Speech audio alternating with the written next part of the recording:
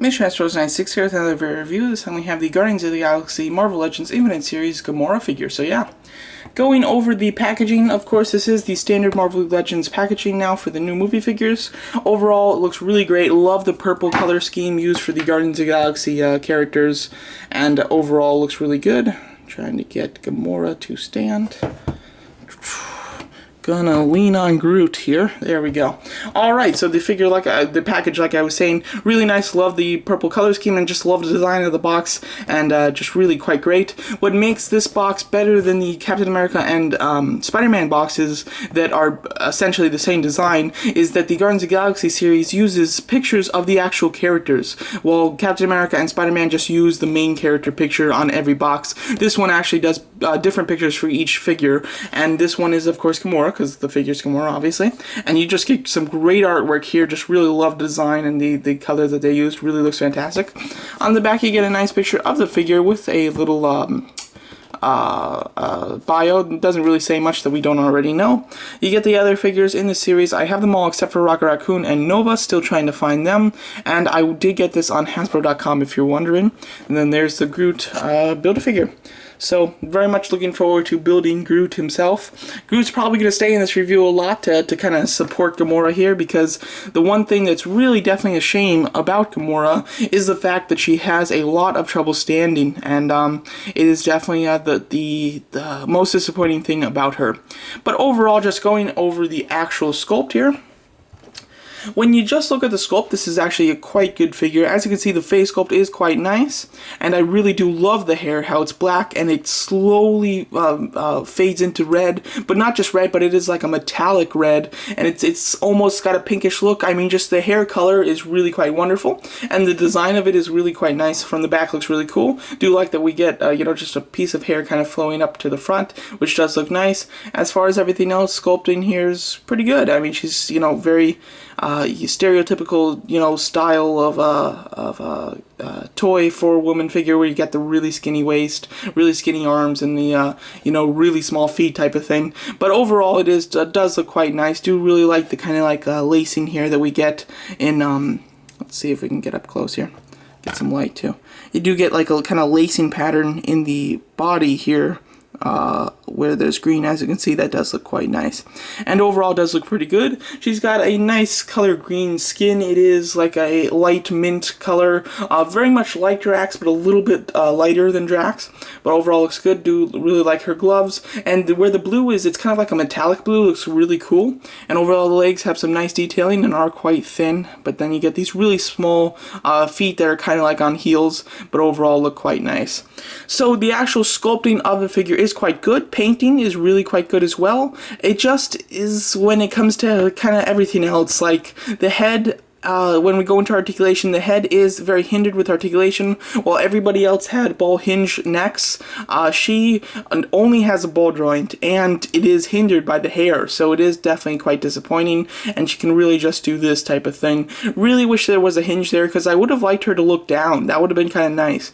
Ball hinge shoulders, which are nice. She doesn't have a bicep swivel. Hinge swivel elbows, hinge swivel wrist. She's got like a swivel waist here. I guess it can go up and down, but not much at all. And when it's swiveled, you do get like her body is like split in two. It does look really quite strange. The thighs here are really interesting. I don't know what to call them, but I think that they are just on plain hinges, and I might be wrong on that, because it does go in, but it goes out like this much, so you get barely any movement here, and then mostly it's just a swivel. So overall, that's a really strange joint that I have not encountered before. I don't think. It's really weird. I guess they wanted to give her waist that type of shape, so they didn't want like a ball joint, which is understandable, because they're trying to recreate the type of look of this character, but it just doesn't. The articulation, it just doesn't work. It's really bad. She does have a thigh swivel, double hinge knees, which is quite nice, and then hinge pivoting. Well, yeah, they do pivot, but they're so hindered by this little cuff here that it really just is a hinge basically on the ankles there. So overall, articulation is hindered in a lot of ways, as well as just because she's a female, they took away a lot of articulation. Like typically with a male, we get bicep swivels, we get an ab crunch and waist swivel, and then we get a hinge at the neck. And for some reason with the women characters, they don't do that. And I understand they're trying not to compromise their physique, their look, with joints, you know, that are obtrusive, but that we're kind of used to with male figures, maybe. But it just doesn't work. I wish that they could have added a little bit more. I mean, they could have easily put a bicep swivel here and just had a little cut, but that's not a big problem. It's mostly the thighs that are definitely a big issue, as well as the hinge not being on the neck. That would have been fine, and they really should have put it in. And she can stand, but you got to get her balance quite, well, or else she is going to fall, and it is definitely disappointing. I would have also liked to put her in some type of pose. I feel like posing her, she doesn't look great because her head is kind of big, and they seem to do that. They do odd proportions of females where the head's kind of big and then you get these super skinny arms and stuff like that. The best thing that I've kind of seen is just kind of like a very timid pose almost, where she's kind of like holding her arm with the back here. It kind of looks natural, but when she's doing that, for some reason, it's so hard to get her to stand.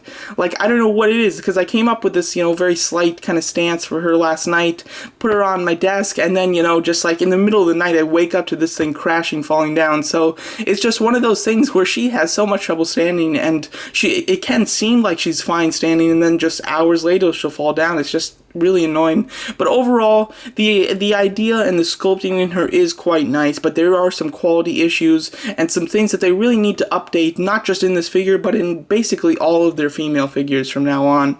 Here's her sword that she comes with, the only accessory. Sword is quite nice. You get a lot of detailing here in this blade. If we can focus. Here we go. There you go. You get lots of nice detail on the blade here, and it is a really neat looking sword.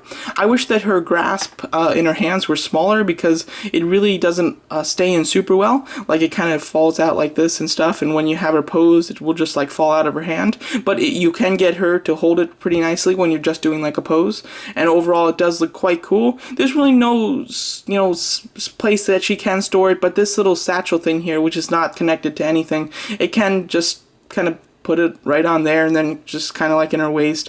Overall, looks pretty decent there like that.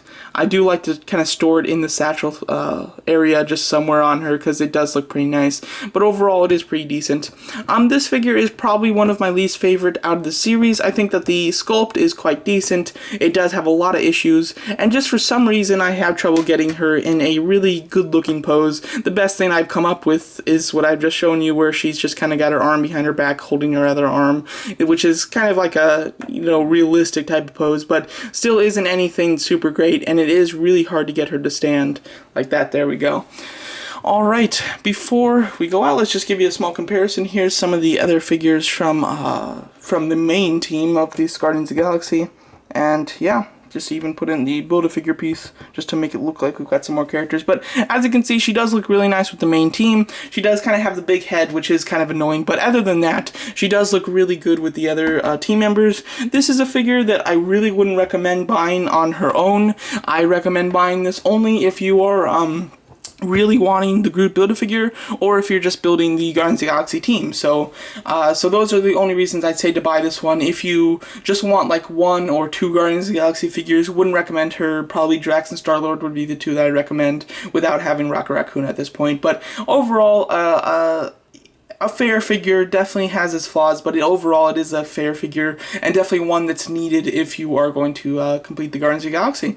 So there you go. So that's my video review of the Guardians of the Galaxy Marvel Legends Infinite Series Gamora figure. Thank you so much for watching.